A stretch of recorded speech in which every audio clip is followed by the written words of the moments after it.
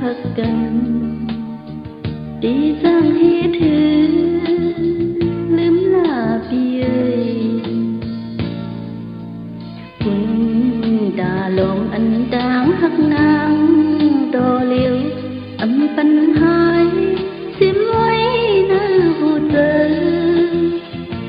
mưa háo lây hakan máu nắng lại bị mưa cô nắng bị hắt cứng lên nắng ngoài bị phá nắng nông mưa qua anh có mơ lướm nhau mưa ám lên nắng tình cứ hấp dẫn và khó khôn chàng hê lấy hết liền bánh nắng đó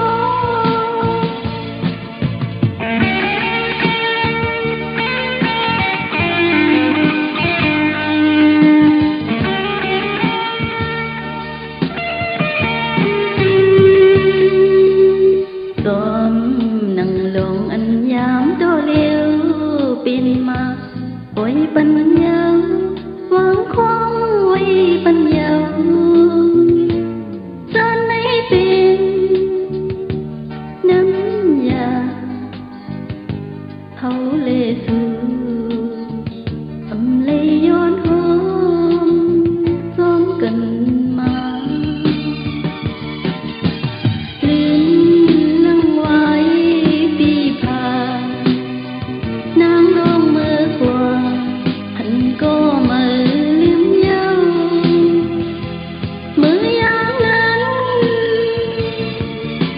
nắng tình thư hấp dẫn và khó khôn chàng hê lấy